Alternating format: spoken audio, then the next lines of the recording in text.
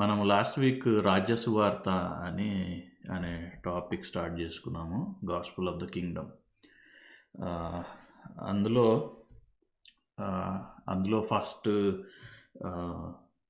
First sub topic అనుకున్నాము. అది identity అనుకున్నాం కదా, గుర్తింపు. మన గుర్తింపుని బట్టి మన జీవితాల్లో దేవుని వాక్యం పనిచేస్తూ ఉంటుంది. మనం మనం రాజులము, యాజకులము అని మనం గుర్తించలేకపోతే అట్లాంటి రిజల్ట్స్ మన జీవితాల్లో ఉండవు. అలాంటి క్రియలు మనం చూడలేమన్నమాట. సో అందుకనే మనం ఏంటి, క్రీస్తులో నేనేంటి అని మనం గుర్తుపెట్టుకోవాలి.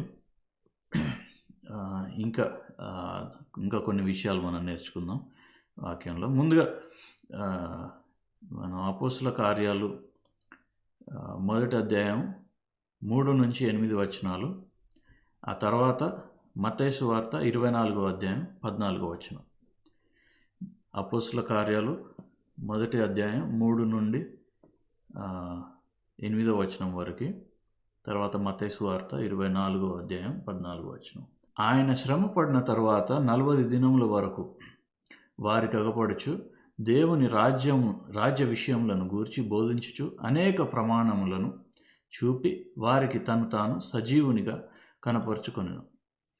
ఆయన వారిని కలుసుకొని ఇలాగు ఆజ్ఞాపించెను, మీరు యెరూషలేము నుండి వెళ్ళక నా వలన వినిన తండ్రి యొక్క వాగ్దానము కొరకు కనిపెట్టుడి. యోహాను నీళ్లతో బాప్తిస్మం ఇచ్చెను, కానీ కొద్ది దినములలో మీరు పరిశుద్ధాత్మలో బాప్తిస్మము పొందుతారు. కాబట్టి వారు కూడి వచ్చినప్పుడు, ప్రభువా, ఈ కాలమందు ఇశ్రాయేలునకు రాజ్యమును మరలా అనుగ్రహించదవా అని అడగగా, ఆయన కాలమును సమయములను తండ్రి తన స్వాధీనమందుంచుకొని ఉన్నాడు, వాటిని తెలుసుకొనుట మీ పని కాదు. అయినను పరిశుద్ధాత్మ మీదికి వచ్చినప్పుడు మీరు శక్తి నొందెదరు గనుక మీరు యెరూషలేములోను యూదయ సమరయ దేశమంతటయును భూదిగంతముల వరకును నాకు సాక్షులై యుందురని వారితో చెప్పాను. Praise the Lord. మత్తయి సువార్త 24వ అధ్యాయము 14వ వచనం. మాథ్యూ 24:14. మరియు ఈ రాజ్య సువార్త సకల జనులకు సాక్ష్యార్థమై లోకమందంతటను ప్రకటింపబడును, అటు తర్వాత అంతం వచ్చును. Praise the Lord. యేసు ప్రభు తాను చనిపోయి తిరిగి లేచిన తర్వాత చివరిలో వాళ్ళకి బోధించిన విషయాలు ఏంటంటే, రాజ్యంను గురించిన విషయాలు వాళ్ళకి బోధించాడు అనమాట. బోధించి, మీరు ఎక్కడికి వెళ్ళొద్దు, యెరూషలేములో వెయిట్ చేయండి, తండ్రి పరిశుద్ధాత్మను పంపిస్తాడు, పరిశుద్ధాత్మతో నింపబడిన తర్వాత మీరు నాకు సాక్షులుగా ఉంటారు ప్రపంచం అంతటా అని చెప్పాడనమాట. సో యేసు ప్రభు చివరగా చెప్పిన మాటలు, ఆయన పరలోకం వెళ్ళిపోయే ముందు సంఘాన్ని ఏం చేయమని చెప్పాడు, ఆయన చివరగా బోధించిన విషయాలు, అవి చాలా ఇంపార్టెంట్ అయి ఉండాలి కదా. సో అవి మనం ఈరోజు ధ్యానం చేసుకుంటాం అనమాట. ఇప్పుడు సాక్షులుగా ఉండటానికి సంఘాన్ని ఏర్పాటు చేసుకున్నాడు ఆయన. సాక్షులుగా ఉండటం అంటే ఏంటి? లాస్ట్ వీక్ మనం ధ్యానం చేసాం. సాక్షులుగా ఉండటం అంటే పరలోక రాజ్యం, అంటే దేవుని రాజ్యం ఎలా ఉంటుందో దానికి మనం సాక్షులుగా ఉండటం అన్నమాట. సాక్షులుగా ఉండటం అంటే మనం ఊరిక సంఘంలో చర్చిలో సండే మైక్ పట్టుకొని సాక్ష్యం చెప్పటం కాదు. అది అందులో భాగమే. మన జీవితాల్లో జరిగిన కార్యాలు, మనం దేవుడు చేసిన గొప్ప కార్యాలు మనం సాక్ష్యంగా చెప్పుకుంటున్నాం. ఇంకొక స్టెప్, ఇంకొక అడుగు ముందుకెళ్ళి దాన్ని చూసినట్టయితే సాక్షులుగా ఉండటం అంటే, లోకస్తులు మనల్ని చూసినప్పుడు మనం ఎలా ఉండాలంటే, దేవుని రాజ్యం అంటే ఇట్లా ఉంటుంది, సంఘాన్ని చూసినప్పుడు దేవుని రాజ్యం ఇట్లా ఉంటుంది అని గుర్తించాలన్నమాట. అది మనం ఆయన రాజ్యానికి సాక్షులుగా ఉండటం అవుతుంది. సో ఎట్లా ఉండగలుగుతాం అనేది, సో మనం ఫస్ట్ పాయింట్ లాస్ట్ వీక్ గుర్తింపుని గురించి చూసాం. ఈరోజు ఇంకొక పాయింట్, ఇంకొక విషయం మనం ధ్యానం చేయడం జరుగుతుంది. సో దానికి మనం సామెతల గ్రంథం 25వ అధ్యాయం 2వ వచనం. సామెతల గ్రంథం 25వ అధ్యాయం 2వ వచనం. Proverbs chapter 25 verse 2. సంగతిని మరుగు చేయుట దేవునికి ఘనత, సంగతి శోధించుట రాజులకు ఘనత. ఈరోజు మనం రాజుల ఘనత అనే విషయం మనం ధ్యానం చేస్తున్నాం. Glory of the Kings. So ఇక్కడ ఏం చెప్తుందంటే వాక్యం, సంగతిని మరుగు చేయుట దేవునికి ఘనత, సంగతిని శోధించుట రాజులకు ఘనత. ఏం చెప్తుంది ఇక్కడ వాక్యం? చూద్దాం. ఇంకా 3వ వచనం మనం చూసినట్టయితే, దాని తర్వాత వచనం, ఆకాశంలో ఎత్తును భూమి లోతును రాజుల అభిప్రాయమును అగోచరములు అంటే అన్సర్చబుల్ అన్నమాట, వెతకలేనివి అని. తర్వాత 4వ వచనం మనం చూద్దాం, వెండిలోని మస్టు తీసివేసిన ఎడల పుటము వేయువాడు పాత్ర ఒకటి సిద్ధపరచును. Okay, praise the Lord. ఇక్కడ ఏం చెప్తుంది ఈ వాక్యం? ఏం చెప్తుంది? సామెతల గ్రంథం 25:2 నుంచి 3, 4 వచనాలు మనం చూసాం. సంగతిని మరుగు చేయుట దేవునికి ఘనత, సంగతి శోధించుట రాజులకు ఘనత. ఇక్కడ ఇంగ్లీష్లో చూసినట్టయితే, it is the glory of God to conceal a matter, but the glory of Kings to search out a matter. అంటే దేవుడు కొన్ని విషయాలు మరుగు చేసి పెడతాడనమాట. కొన్ని విషయాలు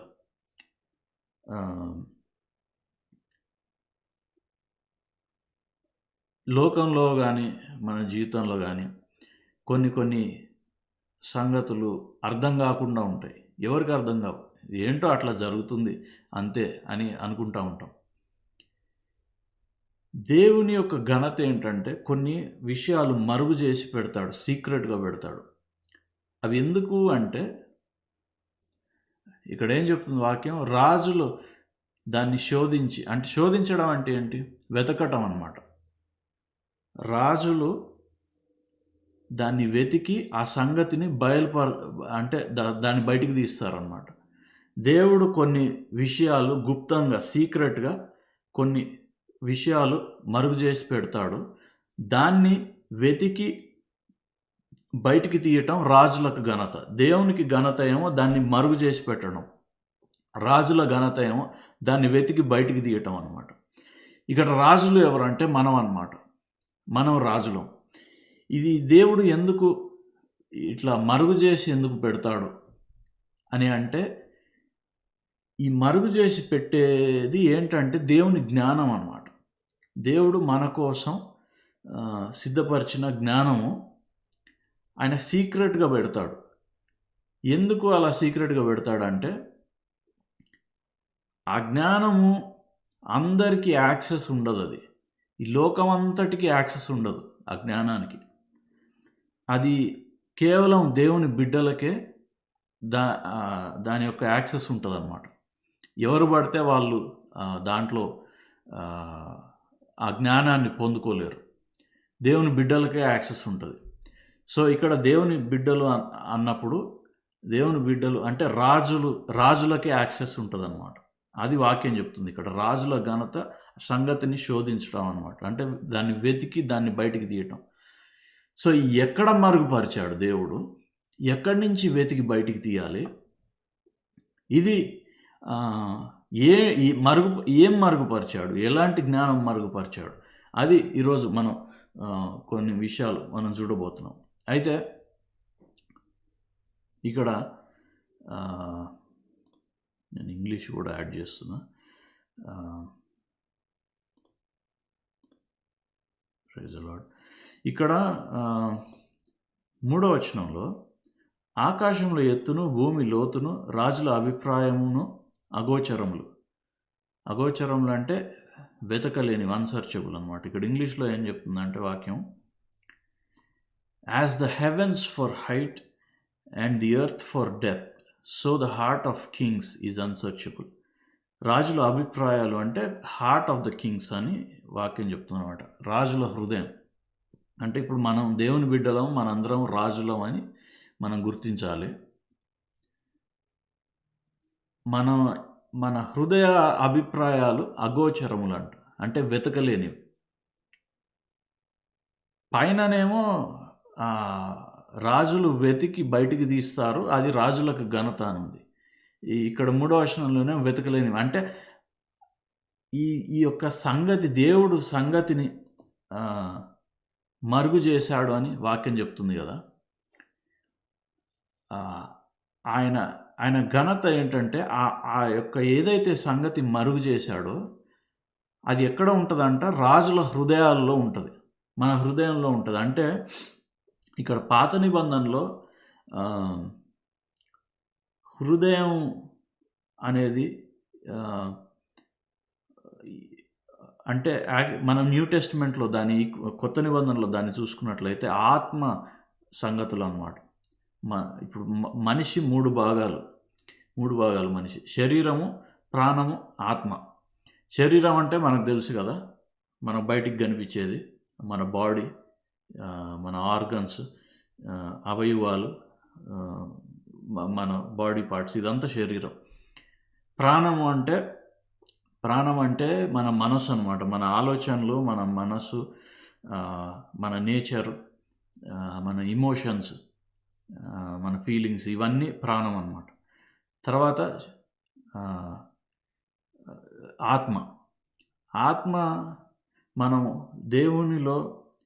దేవుని యేసుప్రభువుని మనం ఎరగకముందు మన ఆత్మ చనిపోయి ఉంది అన్నమాట. అంటే మన ఆత్మ చనిపోయి ఉంది. సో అందుకని మనం లోకం సైతాన్ యొక్క రాజ్యానికి బానిసలుగా ఉన్నాం. ఇప్పుడు యేసుప్రభువుని ఎరిగిన తర్వాత మన ఆత్మను జీవింపజేశాడు ఆయన. మన ఆత్మలో పరిశుద్ధాత్ముడు నివసిస్తాడు. అది బైబిల్ కొన్నిసార్లు హృదయం అని, కొన్నిసార్లు ఆత్మ అని, అట్లా రకరకాలుగా బైబిల్లో మాటలు వాడబడ్డాయి. అయితే ఇక్కడ వాక్యం ఏం చెప్తుందంటే రాజుల అభిప్రాయాలు అని తెలుగులో రాసింది. ఇంగ్లీష్లో 3వ వచనంలో ఇంగ్లీష్లో హార్ట్ ఆఫ్ ద కింగ్స్. మన ఆత్మలో అది ఏదైతే మరుగు చేశాడో, దేవుడు ఏదైతే మరుగు చేశాడో అది మన ఆత్మలో ఉందని ఇక్కడ వాక్యం చెప్తుందన్నమాట. సో ఈ జ్ఞానము, ఈ దేవుడు మరుగు చేసిన జ్ఞానము, దేవుడు మరుగు చేసిన విషయాలన్నీ ఎక్కడో వెతకటం కాదు, అన్నీ మన ఆత్మలో ఉన్నాయన్నమాట. దాన్ని మనం వెతికి బయటికి తీయాలంట. ఇక్కడ ఇంకొక మాట నేను చూపించాలనుకుంటున్నా. ఎఫెసీయులకు రాసిన పత్రిక 3వ అధ్యాయం 8వ వచనం. Ephesians chapter 3 verse 8. ఎఫెసీయులకు రాసిన పత్రిక 3వ అధ్యాయం 8వ వచనం. దేవుడు మన ప్రభు అయిన క్రీస్తు యేసునందు చేసిన నిత్య సంకల్పము చొప్పున పరలోకములో ప్రధానులకును అధికారులకును. ఇక్కడ చూడండి, మనం రాజ్య సువార్త గురించి మనం మాట్లాడుకుంటున్నాం. ఇక్కడ పరలోకంలో డిఫరెంట్ లీడర్షిప్ పొజిషన్స్ గురించి ఆయన ఇక్కడ మాట్లాడుతున్నాడు. పరలోకంలో ప్రధానులు, అలాగే అధికారులు అని అట్లా డిఫరెంట్ కేడర్స్. అంటే మనం ఒక రాజ్యంలో ఉన్నాం, మనకు ఒక పొజిషన్ ఉంటుంది ఈ రాజ్యంలో. మన పొజిషన్కి కొన్ని మన పరిధిలో ఆయన పెడతాడనమాట. ఇప్పుడు ఒక పెద్ద సామ్రాజ్యం ఉంది, అందరికంటే పైన ఆ యొక్క రాజు ఉంటాడు, మెయిన్ కింగ్ అన్నమాట, ఎంపరర్. ఆయన ఉంటాడు. వాళ్ళ కింద ప్రభువులు ఉంటారు. ఆ ప్రభువులకి కొంత కొంత అంటే గవర్నర్స్ అన్నమాట, వాళ్ళు లార్డ్స్, వాళ్ళకి ఒక్కొక్క ఏరియా వాళ్ళకి ఇవ్వడం జరుగుతుంది. ఆ ఏరియాలో ఉన్నదంతా వాళ్ళ కంట్రోల్లో ఉంటుందన్నమాట. ఎవరిని బట్టి అంటే వాళ్ళ సొంతంగా రాలేదు ఆ అధికారం, రాజు వాళ్ళకి ఆ అధికారం ఇచ్చాడు. ఇప్పుడు బైబిల్ ఏం చెప్తుంది? యేసు ప్రభు రాజులకు రాజు, ప్రభువులకు ప్రభు అని చెప్తుంది. ఏ రాజులకి రాజు ఆయన, ఏ ప్రభువులకు ప్రభు? మనమే అనమాట. ప్రభువులు మనమే, ఆ రాజులు మనమే. మనందరం రాజులం అయితే ఆయన మన మీద రాజు, మనందరం ప్రభులం అయితే ఆయన మన మీద ప్రభు అనమాట. సో మనందరికీ ఒక ఒక ఒక పరిధి ఉంటుంది. ఇప్పుడు నా కుటుంబం కానీ, నా జాబ్ కానీ, నా వ్యాపారం కానీ, ఈ యొక్క ఇది నీ రాజ్యం అన్నమాట. ఈ రాజ్యంలో దేవుని పరలోకంలో ఎలా ఉంటుందో, ఇప్పుడు ఆయన శిష్యులకి శిష్యులు అడిగారు, మాకు ప్రార్థన నేర్పియమని అన్నప్పుడు ఆయన ప్రార్థన నేర్పించాడు కదా వాళ్ళకి. పరలోక ప్రార్థన అంటారు. పరలోక ప్రార్థన ఏముంటుంది దాంట్లో? నీ రాజ్యము పరలోకమందు నెరవేరునట్లు భూమి అందును నెరవేరునుగాక అని ఉంటుంది. నీ చిత్తము పరలోకమందు నెరవేరినట్లు భూమి అందు నెరవేరునుగాక. సో పరలోకము ఎలా ఉంటుందో, ఈ మనకు అనుగ్రహింపబడిన ఈ రాజ్యాలు ఉన్నాయి కదా, మన కుటుంబాలు కానీ, మన వ్యాపారాలు కానీ, మనం జాబ్ చేసే స్థలాలు కానీ, మనం ఎక్కడ భూమి మీద మనం ఎక్కడికి వెళ్తే అక్కడికి మనం దేవుని రాజ్యాన్ని తీసుకొని వెళ్తాం అనమాట. సో ఈ మన పరిధిలో ఏదైతే ఉంటుందో అక్కడ దేవుని చిత్తాన్ని జరిగించే రెస్పాన్సిబిలిటీ మన మీద ఉంటుంది అనమాట. ఇది రాజ్య సువార్త. సో మనందరికీ ఈ కింగ్డంలో ఎవరి పొజిషన్ వాళ్ళకు ఉంటుంది, అది మనం గుర్తించుకోవాలి. అందుకే ఇక్కడ పరలోకంలో ప్రధానులకును అధికారులకును సంఘము ద్వారా, చూడండి, ఆ ప్రధానులకి అధికారులకి సంఘం ద్వారా, అంటే చర్చ్ ద్వారా, మనందరం సంఘంలో భాగంగా తన యొక్క నానా విధమైన జ్ఞానము ఇప్పుడు తెలియబడవలెనని ఉద్దేశించి, చూడండి, సంఘము ద్వారా ఆ జ్ఞానం. సో దేవుడు మరుగుపరిచింది ఏంటి? జ్ఞానం అన్నమాట. ఆ జ్ఞానం ఎక్కడ ఉందంటే మన ఆత్మలో ఉంది. దాన్ని బయలుపరచడానికి తెలియబడవలెనని ఉద్దేశించి శోధింప శక్యము కాని క్రీస్తు ఐశ్వర్యమును అన్యజనులలో ప్రకటించుటకు. శోధింప శక్యము కానీ, ఇక్కడ వెతకలేన అన్సర్చబుల్ రిచెస్ ఆఫ్ క్రైస్ట్ అని ఇంగ్లీష్ బైబిల్లో ఉంటుంది. ఈ వెతకలేనిది ఏంటి? ఆ జ్ఞానం అన్నమాట. అది ఎక్కడ ఉంది? మన ఆత్మలో ఉంది. దాన్ని బయటికి తీసుకురావాలంట, అది మన రెస్పాన్సిబిలిటీ. ఆ విజ్డమ్ని బయటికి తీసుకురావాలి. సో ఏం చెప్తున్నాడు? శోధింప శక్యము కానీ క్రీస్తు ఐశ్వర్యము. సో ఐశ్వర్యం ఒక భాగం దాంట్లో, ఆ జ్ఞానంలో. అన్యజనులలో ప్రకటించుటకును. సో దీన్ని ప్రకటించాలంట. ఎలా ప్రకటించబడుతుంది అన్యజనులకి? ఈ ఐశ్వర్యము, ఈ జ్ఞానము ఏదైతే మన ఆత్మలో ఉందో దాన్ని మన జీవితంలో, మన యొక్క రాజ్యంలో అది బయటికి వచ్చినప్పుడు అది అన్యజనులకు ప్రకటించబడుతుంది. ఇప్పుడు ఇంకొకళ్ళు మనల్ని చూసి వీళ్ళు ఎంత సంతోషంగా ఉన్నారు అని సంతోషం మన జీవితంలో చూస్తున్నప్పుడు అది ప్రకటింపబడుతుందన్నమాట. వీళ్ళు ఎంత ఆశీర్వదింపబడ్డారు అని దేవుడు మనకు అనుగ్రహించిన ఐశ్వర్యం చూసినప్పుడు ఆయన రాజ్యం ప్రకటింపబడుతుంది. వీళ్ళు ఎంత ఆరోగ్యంగా ఉన్నారు అని చూసినప్పుడు ఆయన రాజ్యం ప్రకటింపబడుతుంది. ఈ ఐశ్వర్యము, ఈ ఆరోగ్యం లోకంతో పోటాపోటీగా కాదు. దానియేలు ఆయన శిష్యులు కాదు, ఆయన స్నేహితులు ముగ్గురు ఉన్నారు కదా, షడ్రకు, మేషకు, అబేద్నెగో. ఈ నలుగురు బబులోన్లోకి వెళ్ళినప్పుడు వాళ్ళు ఒక రాజు కొన్ని ఫుడ్ ఐటమ్స్ ఏర్పాటు చేస్తాడు వీళ్ళందరికీ. అది తినమన్నప్పుడు అది మా దేవుడు చెప్పిన ఆజ్ఞ ప్రకారం మేము అది తినలేము, అని మాకొక కొద్ది రోజులు మాకు టైం ఇవ్వండి. ఈ టైం అయిపోయాక మేము నీరసంగా కనిపిస్తే అప్పుడు మీరు చెప్పినట్టు వింటాం. లేదంటే మేము అందరికంటే మంచిగా ఉంటే మాకు నచ్చిన ఫుడ్ మమ్మల్ని తిననివ్వండి. అంటే వాళ్ళ పాత నిబంధనలో వాళ్ళకున్న దేవుడు పెట్టిన రూల్స్ ప్రకారం వాళ్ళు కొన్ని తినకూడదు అనమాట. సో వాళ్ళు ఆ దేవుని మాటను బట్టి వాళ్ళు దేవుడు చెప్పిన ఫుడ్ వాళ్ళు తీసుకున్నప్పుడు వాళ్ళు మిగతా వాళ్ళకంటే 10 అంతలు ఎక్కువ ఉన్నారంట. వాళ్ళ బాడీ కానీ వాళ్ళ ముఖము కానీ వాళ్ళ ఆ యొక్క వాళ్ళని చూడటంలో వాళ్ళ జ్ఞానము కానీ ప్రతి విషయంలో 10 అంతలు ఎక్కువ ఉన్నారండి. ఈ లోకంతో పోటాపోటీగా కాదు, 10 అంతలు ఎక్కువ ఉంటాం, 100 అంతలు ఎక్కువ ఉంటాం అన్నమాట మనం. అలాంటి ఐశ్వర్యం, అలాంటి జ్ఞానం, అలాంటి ఆరోగ్యం అవి మనం ప్రకటించాలి. తర్వాత సమస్తమును సృష్టించిన దేవుని యందు పూర్వకాలము నుండి మరుగయ్యున్న, చూడండి దేవుడు మరుగు చేశాడు దీన్ని, మరుగయ్యున్న ఆ మర్మమును గూర్చిన ఏర్పాటు ఎట్టిదో అందరికీ తేటపరచుటకును. సో మరుగయ్యున్న మర్మము తేటపరచాలి, అది మన రెస్పాన్సిబిలిటీ అన్నమాట.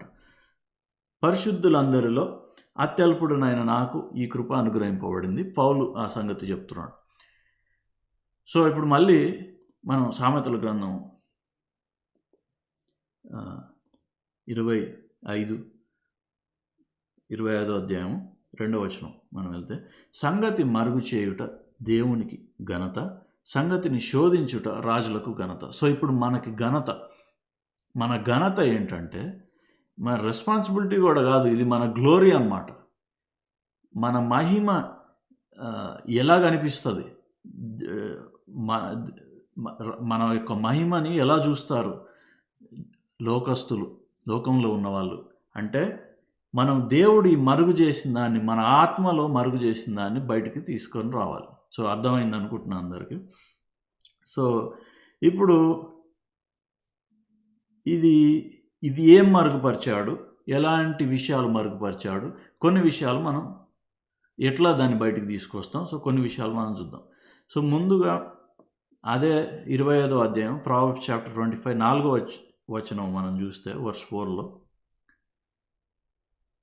వెండిలోని మస్టు తీసివేసిన ఎడల పుటము వేయువాడు పాత్ర ఒకటి సిద్ధపరచును.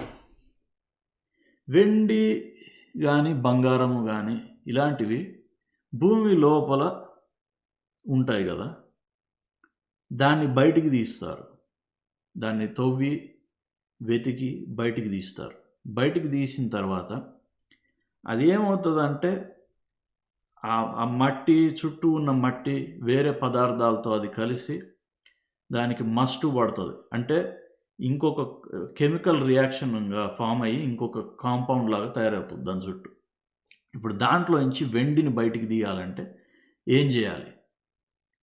పుటము వేయాలన్నమాట. అంటే ఫర్నెస్లో పెట్టాలి, అగ్నిలో పెట్టాలి. పెట్టినప్పుడు ఆ మస్ట్ అంతా బయటికి అదంతా పోయి ఆ వెండి ప్యూర్ సిల్వర్ ఏదైతే ఉందో, ప్యూర్ గోల్డ్ ఏదైతే ఉంటుందో దాన్ని బయటికి తీసుకురావడం జరుగుతుంది. సో మనము కూడా భూమి లాంటి వాళ్ళం, మట్టిలోంచి మనం తీయబడ్డాం కదా. సో ఈ మట్టిలో మాణిక్యాలు అంటారు కదా. సో మనం అలాంటి వాళ్ళం అనమాట. ఈ మట్టి పాత్రలు మనం మట్టి పాత్రలని బైబిల్ చెప్తుంది. ఈ యొక్క మట్టి పాత్రలలో ఆయన విలువైంది పెట్టాడు, లోపల వెండి బంగారం లాంటివి పెట్టాడు అనమాట. దాన్ని బయటికి తీసి దాన్ని పాత్రగా చేయాలంటే, ఒక వెండి పాత్రగా, ఒక బంగారపు ఆభరణంగా దాన్ని తయారు చేయాలంటే పుటము వేయబడుతుంది అనమాట. అది పుటము వేయబడుతుంది. పుటము అంటే అగ్నిలో పెట్టినప్పుడు, ఫర్నెస్లో పెట్టినప్పుడు ఆ యొక్క ఆ వెండిలో ఉన్న ఇంప్యూరిటీస్ అంతా, బంగారంలో ఉన్న ఇంప్యూరిటీస్ అంతా కరిగిపోయి బయటికి వెళ్ళిపోతాయి. సో ఈ పుటము వేయబడటం ఏంటి అంటే, ఈ మామూలుగా జనరల్గా ఈ రోజుల్లో సంఘాల్లో ఉన్న డాక్ట్రిన్ బోధ ఏంటంటే దేవుడు మనకి శోధనలు ఇస్తాడు, దాని ద్వారా మనం పరిశుద్ధపరచబడతామని అంటారు. అది కాదు ఇక్కడ. ఈ దీన్ని బయటికి తీసుకురాడ ఆ పుటం వేయటానికి praise the Lord, thank you Jesus. ఆ పుటము వేయడానికి ఒక అగ్ని పెట్టాడు. ఏంటి ఆ అగ్ని అంటే పరిశుద్ధాత్ముడు అన్నమాట. పరిశుద్ధాత్ముడు ఆయన అగ్ని వంటి వాడు, ఫైర్ అన్నమాట. పరిశుద్ధాత్మ సంఘం మీదకి వచ్చినప్పుడు ఎలా వచ్చాడు? ఆయన ఎలా వచ్చాడు? అగ్నిలాగా వచ్చాడు, అగ్ని జ్వాలలాగా వాళ్ళందరి మీద 120 మంది వాళ్ళు యెరూషలేములో గ్యాదర్ అయ్యి వాళ్ళు ఏక మనస్సుతో గ్యాదర్ అయ్యి అక్కడ కూడుకున్నప్పుడు పరిశుద్ధాత్ముడు అగ్నిలాగా వాళ్ళ మీదకి దిగి వచ్చాడు. సో ఈ పరిశుద్ధాత్ముడు అగ్ని వంటి వాడు. ఆ అగ్ని ఈ యొక్క వెండిని పుటము వేసి బయటికి తీసుకొని వస్తాడనమాట. సో దేవుడు నీలో పెట్టిన ఆ జ్ఞానాన్ని, ఆ ఐశ్వర్యాన్ని, దాన్ని మరుగు చేసి పెట్టిన దాన్ని బయటికి తీసుకొని రావాలంటే పరిశుద్ధాత్ముడి యొక్క అగ్నిలో పుటము వేయాలి. ఈ పుటము వేసినప్పుడు అంటే ఆ ఫర్నెస్లో పెట్టినప్పుడు ఏమవుతుందంటే పరిశుద్ధాత్ముడు ఇంప్యూరిటీస్ ఏంటి, ఈ మట్టి పాత్రలో ఉంది కదా, అది ఇంప్యూరిటీస్. దాని యొక్క ఈ మస్టు అనేది ఏంటి అంటే మన లోకరీతిగా మనం చేసే ఆలోచనలు, లోకరీతిగా మనం మన పితరుల ట్రెడిషన్స్ ద్వారా వచ్చిన చేసే పనులు, మనం లోకరీతిగా మనకున్న నేచరు, మన స్వభావం, ఇవన్నీ ఆ వెండిని వెండిగా ప్యూర్గా దాన్ని ఉంచకుండా దానికి మస్టు పడుతుంటుంది అన్నమాట. సో పరిశుద్ధాత్ముడి యొక్క అగ్నిలో దాన్ని పెట్టినప్పుడు ఇవన్నీ సపరేట్ చేయబడతాయి. అప్పుడు ప్యూర్ సిల్వర్ అనేది బయటకు వస్తుంది. So praise the Lord. So ఇంకా కొన్ని విషయాలు మనం చూద్దాం. సో ఎలాంటి విషయాలు, ఎలాంటి జ్ఞానం ఆయన మరుగుపరిచాడు, ఎలాంటి విషయాలు మనం రాజులముగా ఆయన రాజ్యానికి సాక్షులంగా ఎలాంటి విషయాలు మనం దేవుడు మరుగు చేసిన విషయాలు మనం బయలుపరచవచ్చు, మనం చూద్దాం. సామెతల గ్రంథము 3వ అధ్యాయము 1వ వచనం. సామెతల గ్రంథం 3వ అధ్యాయం 1వ వచనం నుండి 10వ వచనం దాకా మనం చదువుదాం. Proverbs chapter 1, Proverbs chapter 3, verse 1 to verse 10. Okay. నా కుమారుడా, నా ఉపదేశమును మరువకము, నా ఆజ్ఞలను హృదయపూర్వకముగా గైకొనుము. అవి దీర్ఘాయువును, సుఖజీవముతో గడచు సంవత్సరములను, శాంతిని నీకు కలుగజేయను. సో ఇక్కడ మనం ఒక్కొక్క వచనం మనం చూడటం జరుగుతుంది. ఎలాంటి విషయాలు ఆయన మరుగుపరిచాడు, అవి ఎట్లా బయటికి తీసుకొని రాగలుగుతాం. సో రాజ్య సువార్తలో మనం 2nd టాపిక్లో ఉన్నాం, గ్లోరీ ఆఫ్ ద కింగ్స్, రాజుల ఘనత. సో మనకి ఘనత ఎలా కలుగుతుంది, మన గనులంగా ఎలా ఉండగలుగుతాం ఈ లోకంలో చూస్తున్నాం. సో ఇక్కడ ఏం చెప్తున్నాడంటే 1వ వచనం, నా కుమారుడా, నా ఉపదేశమును మరువకము, నా ఆజ్ఞలను హృదయపూర్వకముగా గైకొనుము. అవి దీర్ఘాయువును, సుఖజీవముతో గడచు సంవత్సరములను, శాంతిని నీకు కలుగజేయను. సో దేవుడు మరుగు చేసిన విషయాల్లో, మన ఆత్మలో, మన హృదయంలో సీక్రెట్గా పెట్టిన విషయాల్లో ఇప్పుడు లోకమంతా వెతుకుతున్నారు. ఈ యొక్క మరుగు చేయబడిన విషయాల గురించి లోకమంతా వెతుకుతున్నారు, కానీ యాక్సెస్ లోకమంతటికి లేదు, మనకే ఉంది. సో ఏం పెట్టాడు, ఏం మరుగు చేశాడు దేవుడు అంటే దీర్ఘాయువు, లాంగ్ లైఫ్ అన్నమాట. లాంగ్ లైఫ్, కనీసం 120 సంవత్సరాలు బతుకుతాం మనం దేవుడు వాక్యంలో పాత నిబంధనలోనే అది చెప్పడం జరుగుతుంది. దీర్ఘాయువు, తర్వాత సుఖజీవం. ఈ లాంగ్ లైఫ్, ఈ ఎక్కువ సంవత్సరాలు బతికితే ఏం లాభం, సుఖంగా బతకపోతే వేస్ట్ కదా అని మనకు అనుకుంటుండొచ్చు. అందుకనే సుఖజీవం అన్నమాట. సుఖజీవం, పీస్ఫుల్ లైఫ్. గడచు సంవత్సరములను. సో నీ సంవత్సరములన్నీ సుఖంగా హ్యాపీగా గడపడం, ఇది ఒకటి దేవుడు మరుగు చేశాడు మన ఆత్మలో. తర్వాత శాంతి అంటే పీస్, షాలోమ్ అన్నమాట. పీస్, శాంతి. పీస్ అంటే ఏదో మనసులో నెమ్మది కాదు. ఇక్కడ బైబిల్ ఎప్పుడు కానీ పీస్ అని చెప్పినప్పుడు హెబ్రీ భాషలో షాలోమ్ అని ఉంటుంది. షాలోమ్ అంటే ప్రతి విషయంలో సమాధానం అన్నమాట. ప్రతి విషయంలో, నీ పిల్లల విషయంలో, నీ బంధువుల విషయంలో, నీ యొక్క నువ్వు చేసే పని విషయంలో, నీకు ఏ పరిస్థితి అయినా అన్నిట్లో నీకు ఆ యొక్క దేవుని సమాధానం ఉండటం అన్నమాట షాలోమ్ అంటే. అది నీకు కలుగజేస్తుంది. ఎలా కలుగజేస్తాడంట? దేనివల్ల కలుగుతుంది? పైన ఏం చెప్తున్నాడు? నా ఉపదేశమును మరువకము, నా ఆజ్ఞలను హృదయపూర్వకంగా గైకొనుము. ఉపదేశము మరవద్దు, ఆజ్ఞలు హృదయపూర్వకంగా గైకొనాలి. సో ఇక్కడ ఆజ్ఞలు అంటే ఏంటి? 10 ఆజ్ఞలు గైకొనడమా? అదైతే మన వల్ల కాదు, మనకు సాధ్యం కాదు ఆజ్ఞలు హృదయపూర్వకంగా గైకొనడం. ఇక్కడ 3వ వచనంలో చూస్తే మనం తెలుస్తుంది ఆజ్ఞలు ఏంటి. దయను సత్యమును ఎన్నడును నిన్ను విడిచిపోనీయకుము. ఏంటి ఆజ్ఞలు అంటే? దయ, సత్యం అన్నమాట. దయ అంటే ఏంటి? కృప, గ్రేస్ అండ్ ట్రూత్. కృపయు సత్యమును ఎన్నడును నిన్ను విడిచిపోనీయొద్దు. వాటిని కంఠభూషణముగా ధరించుకొనుము. నీ హృదయమును పలక మీద వాటిని రాసుకొనుము. దేన్ని రాసుకోమంటున్నాడు? హృదయమును పలక మీద దయని, సత్యాన్ని, గ్రేస్ అండ్ ట్రూత్. సో ఇక్కడ పైన హృదయపూర్వకంగా గైకొనే ఆజ్ఞలు ఏంటి? గ్రేస్ అండ్ ట్రూత్ అన్నమాట. దీన్ని తర్వాత నా ఉపదేశం అంటే బోధ, టీచింగ్. ఈ టీచింగ్ దేని వల్ల వస్తుంది? ఈ దయా, సత్యము దేని వల్ల వస్తాయి? ఎవరు ఉపదేశిస్తారు మనకి? ఎవరు ఉపదేశిస్తారు? ఈ ఆన్లైన్ బైబిల్ స్టడీలో ఉపదేశం చేయడం జరుగుతుంది. అది ఒక భాగం అయి ఉండొచ్చు. సంఘంలో పాస్టర్ ఉపదేశం చేయడం జరుగుతుందా? అది ఒక భాగం అయి ఉండొచ్చు. కానీ ఇక్కడ ఈ హృదయపూర్వకముగా ఆజ్ఞలు గైకొనడం, ఆయన ఉపదేశం ఏంటంటే పరిశుద్ధాత్మని ఉపదేశం అన్నమాట.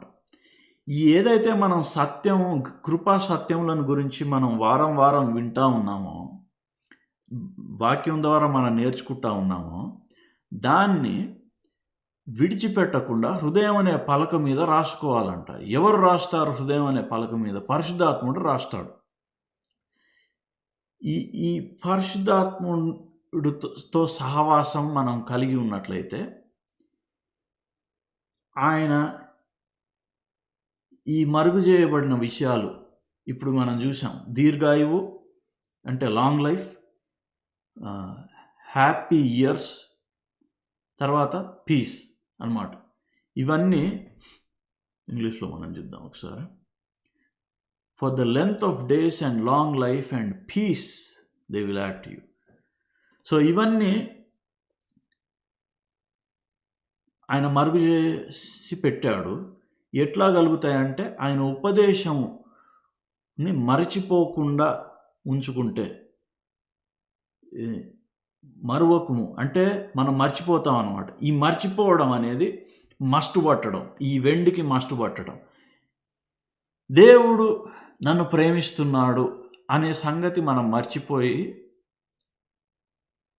మర్చిపోయినప్పుడు లోకం విషయాలు ఈ యొక్క వెండికి మస్టు పడుతుంటాయి అన్నమాట. లోకంలో విషయాలు, వాళ్ళు నన్ను ఇట్లా అన్నారు, వీళ్ళు నన్ను ఇట్లా అన్నారు అనేది పనిచేస్తుంటుంది మన మీద. అప్పుడు ఆ వెండి ఏదైతే మరుగు చేయబడిందో అది అట్లనే ఉంటుంది, బయటికి రాదు అది. లేకపోతే ఇప్పుడు ఐశ్వర్యం పెట్టాడు నీలో, నేను క్రీస్తులో ధనవంతుడిని అనేది పరిశుద్ధాత్ముడు చెప్పే సత్యం. ఆయన నీ హృదయం మీద రాసే మాటలు అవి. అది ఎప్పుడైతే మనం మర్చిపోతామో ఆ ఉపదేశాన్ని,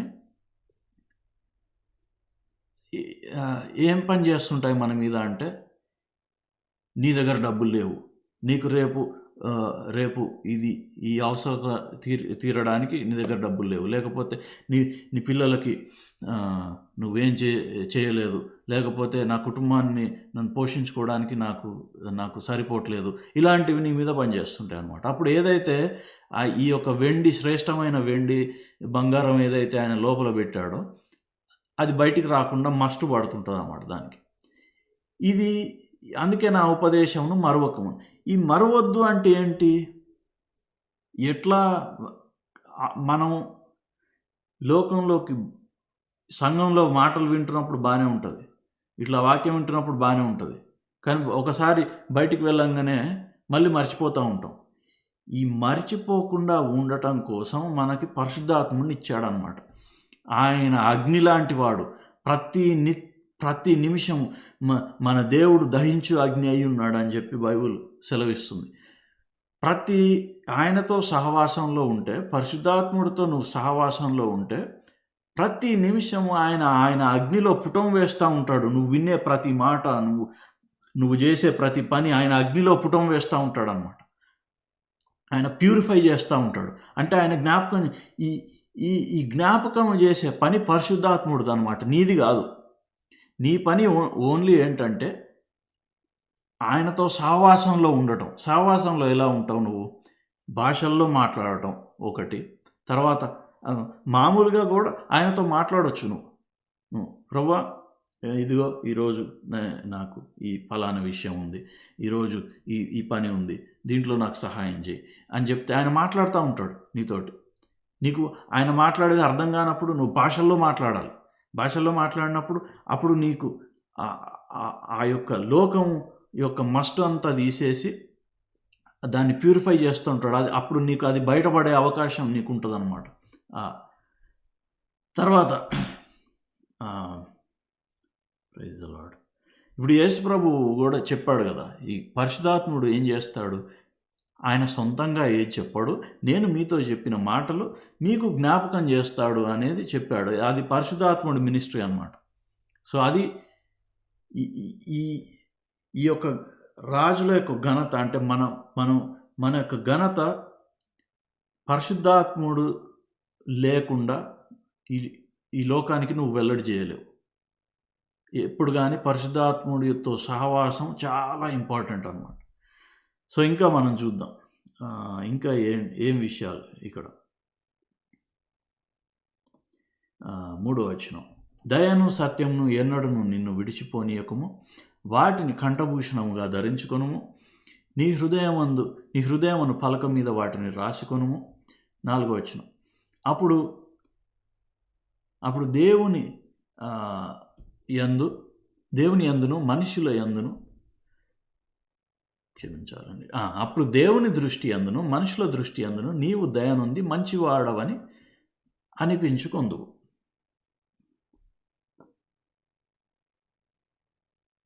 ఓకే, సో దయా సత్యము అనేది నువ్వు కంఠభూషణముగా ధరించుకుంటే, సో ఇవన్నీ ఎవరు చేస్తారంటే పరిశుద్ధాత్ముడు చేస్తాడనమాట.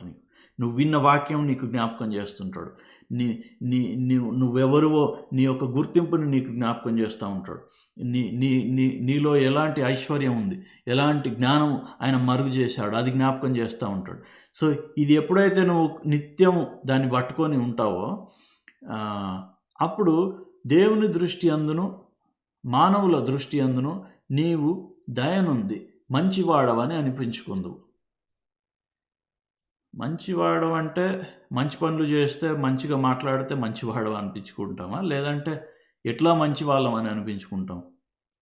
ఇక్కడ మంచి వాళ్ళమా, ఈ మంచి వాళ్ళం అని దేవుని దృష్టి అందు మానవుల దృష్టి అందు మంచి వాళ్ళం అని అనిపించుకోవడానికి దీనికి ఒక బ్లెస్సింగ్ ఉంది, నేను చెప్తాను. కానీ ఫస్ట్ మనకి ఈ మంచితనం అనేది ఏంది అర్థం కావాలి.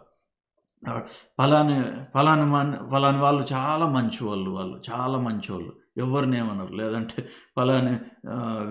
పలాని వ్యక్తి చాలా మంచివాడు, అట్లా మంచితనం అనిపించుకోవడమా, లేదంటే ఏంటి? ఇక్కడ 5వ వచనం చూస్తే మనకు తెలుస్తుంది. నీ స్వబుద్ధిని ఆధారము చేసుకొనక నీ పూర్ణ హృదయముతో యెహోవా యందు నమ్మకం ఉంచుము. దేవుని దృష్టికి మంచి వాళ్ళము ఎలా అవుతాము, మానవుల దృష్టికి మంచి వాళ్ళం ఎలా అవుతాం అంటే, నీ స్వబుద్ధిని ఆధారము చేసుకోక, అంటే నీ సొంత తెలివితేటలు, నీ సొంత ప్రవర్తనను బట్టి కాదు, కానీ దేవుని యందు నమ్మకం ఉంచడం ద్వారా నువ్వు దేవుని దృష్టికి మంచివాడవు అనేది నువ్వు అనిపించుకుంటావు అన్నమాట. దీన్ని చూద్దాం. ఇక్కడ 6వ వచనంలో ఇంకోటి ఏం చెప్తున్నాడు? నీ ప్రవర్తన ఎంతటి యందు ఆయన అధికారమునకు ఒప్పుకొనుము, అప్పుడు ఆయన నీ త్రోవలను సరళము చేయము. ఇప్పుడు పైనుంచి మనం చదువుకుంటా వస్తూ ఉన్నాం కదా, నీకు దీర్ఘాయువు నీకు కలగట్లేదు అంటే, ఇంకా ఏంటి, సుఖ జీవము నీకు కలగట్లేదంటే, శాంతి నీకు కలగట్లేదంటే ఆయన ఉపదేశముని మర్చిపోతున్నట్టు. ఇంకా నీ త్రోవలు సరళంగా లేవు అంటే ఎక్కడ పోయినా ఊరిక ఏదో ఒకటి ఇట్లా కష్టం వస్తుంది నాకు, లేదంటే నాకు ఈజీగా లేదు నా లైఫ్, అది జరగట్లేదంటే నీ ప్రవర్తన అంతటి యందు ఆయన అధికారమునకు నువ్వు ఒప్పుకోవట్లేదు అన్నమాట. సో ఎప్పుడైతే ఆయనకి సబ్మిట్ అవుతాం, ఇప్పుడు మనం మళ్ళీ చెప్తున్నా, రాజ్య సువార్త మనం ధ్యానిస్తున్నాం, గాస్పుల్ ఆఫ్ ద కింగ్డమ్. ఈ కింగ్డంలో ఎప్పుడు కానీ ఎవరిష్టం వచ్చినట్టు వాళ్ళు చేయడానికి ఉండదు. రాజు ఏం చెప్తాడో దాన్ని బట్టి నడుచుకోవాలన్నమాట అందరూ. లేదంటే నీ యొక్క ఆ రాజ్యం యొక్క బెనిఫిట్స్ నువ్వు చూడలేవు, నీ పనిచేయదు. రాజు ఎలాంటి నియమాలు పెట్టాడో అలాంటి నియమాల్లో ఇది ధర్మశాస్త్రం కాదు, ఇది ఆత్మ యొక్క నియమం అన్నమాట. The law of the spirit, రోమేల్కి రాసిన పత్రికలో ఉంటుంది దీని గురించి. లా ఆఫ్ ద స్పిరిట్, ఆత్మతో సహవాసంతో ఉన్నప్పుడు నువ్వు ఆ రాజ్యంలో కరెక్ట్గా నీ డ్యూటీ నువ్వు చేయగలుగుతావు అన్నమాట. అప్పుడు దీనివల్ల వచ్చే బెనిఫిట్స్ అన్నీ నీకు బయటికి కనిపిస్తుంటాయి. సో ఇప్పుడు దీర్ఘాయువు, సుఖజీవము, తర్వాత శాంతి, తర్వాత నీ త్రోవలు సరళము, ఇవన్నీ నీకు కావాలంటే ఈ రాజ్యం యొక్క గవర్నమెంట్కి నువ్వు సబ్మిట్ చేసుకోవాలి. నీ ప్రవర్తన అంతటి యందు ఆయన అధికారమును నువ్వు ఒప్పుకోవాలి. అప్పుడు ఆయన నీ త్రోవలు సరళం చేయడం. అయితే ఇక్కడ పైన అప్పుడు దేవుని దృష్టి యందు, మానవుల దృష్టి యందు నీవు దయనుంది. దయనుందడం అంటే ఫేవర్, నీకు ఫేవర్ కలుగుతుంది అనమాట. ఎక్కడ ఉన్నా నీకు ఫేవర్ కలుగుతుంది. ప్రతి మనుషులతో నీకు ఫేవర్ ఉంటుంది, దేవుడితో నీకు ఫేవర్ ఉంటుంది, పనులు ఈజీగా అయిపోతుంటాయి. నువ్వు అట్లా పోతే అట్లా పని అయిపోతుంది అనమాట. సో ఈజీ లైఫ్ అనేది ఈజీగా అయిపోతుంటుంది. అది అన్యులు మనల్ని చూసినప్పుడు, అరే వీళ్ళ లైఫ్ ఏంది ఇంత సుఖంగా నడిచిపోతుంది. ఇప్పుడు అందరు చెప్పుకుంటూ ఉంటారు కదా, వీళ్ళు దేవుడిని నమ్ముకున్నారు అందుకే వీళ్ళకి కష్టాలు వస్తున్నాయి. అది శత్రువు తీసుకొని వచ్చే అబద్ధం. ఈ రాజ్య సువార్త నీ జీవితంలో పని చేస్తే నువ్వు సాక్షిగా అవుతావు అని వాడికి తెలుసు. కాబట్టి నువ్వు ఒక్కసారి ఈ రాజ్యం నీ జీవితంలో వెల్లడిపరచగలిగితే అనేకులని నువ్వు ఆకర్షితం చేస్తావు. వాళ్ళు నీ వైపుకి వస్తారు. నీ యొక్క మహిమను చూసి, నీ వెలుగు యొక్క మహిమను చూసి అన్యజనులు నీ యొద్దకు వస్తారని యెషయా గ్రంథంలో ఉంటుంది. వాళ్ళని రానియకుండా ఆపాలంటే సైతాను కష్టాలు తీసుకొని రావాలి, శ్రమలు తీసుకొని రావాలి, ఏదో ఒక రకంగా నువ్వు ఆయన ఉపదేశాన్ని మర్చిపోవాలి. ఇవన్నీ వాడు చేస్తూ ఉంటాడు అన్నమాట. సో వాడికి తెలుసు. అందుకనే లోకంలో ఉన్న అదేంటంటే వీళ్ళు దేవుణ్ణి నమ్ముకున్నారు అందుకే వీళ్ళకి కష్టాలు వస్తాయనేది. ఇది ఎవరు ప్రకటించట్లేదు, ఇది ప్రకటింపబడాలి. ఇది ప్రకటింపబడితే క్రైస్తవులు దీంట్లో నడవగలుగుతారు. సో అప్పుడు మనం అన్యజనులకి సాక్షులుగా ఉంటాం అన్నమాట. మన యొక్క సాక్ష్యం ఎట్లుండాలంటే, వీళ్ళు దేవుణ్ణి నమ్ముకున్నారు, అందుకే వీళ్ళ లైఫ్ ఇంత ఈజీగా ఉంది, అందుకే వీళ్ళకి ఇంత బ్లెస్సింగ్ ఉంది, అందుకే వీళ్ళకి ఇంత ఆశీర్వాదం ఉంది అనేది మన సాక్ష్యం ఉండాలి. ఇది దేవుడు మన పట్ల కోరుకుంటున్నాడు. ఇది మన యొక్క రెస్పాన్సిబిలిటీ, ఇది మన యొక్క గ్లోరీ అన్నమాట, మన యొక్క మహిమ ఇది. సో ఇక్కడ నీవు దయనుంది మంచివాడవని అనిపించుకుందు.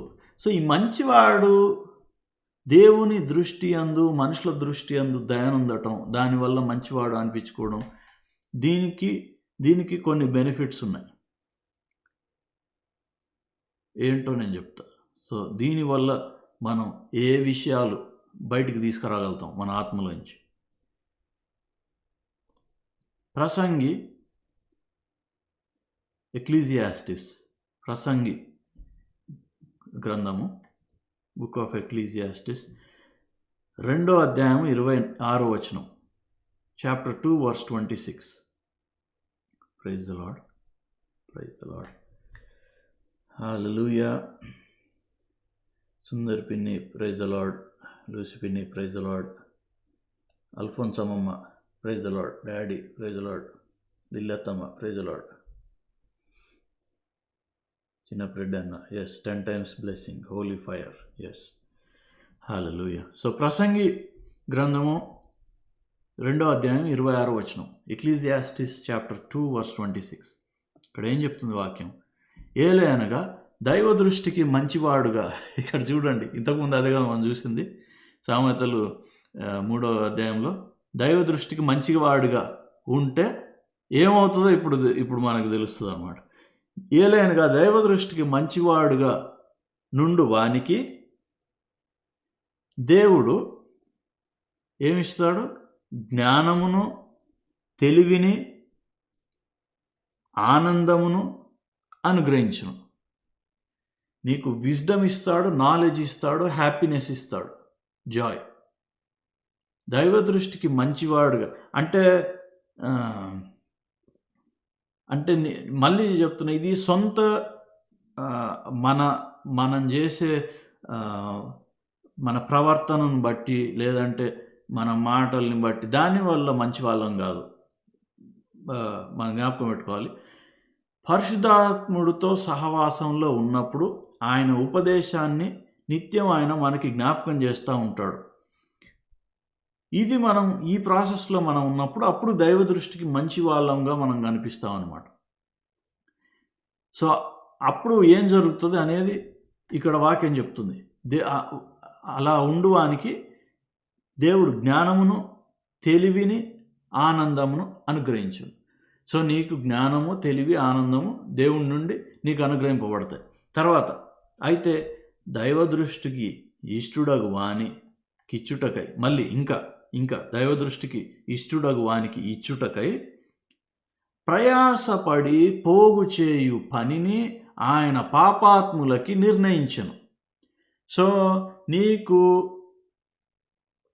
నీకు ఐశ్వర్యం ఎక్కడి నుంచి వస్తుంది?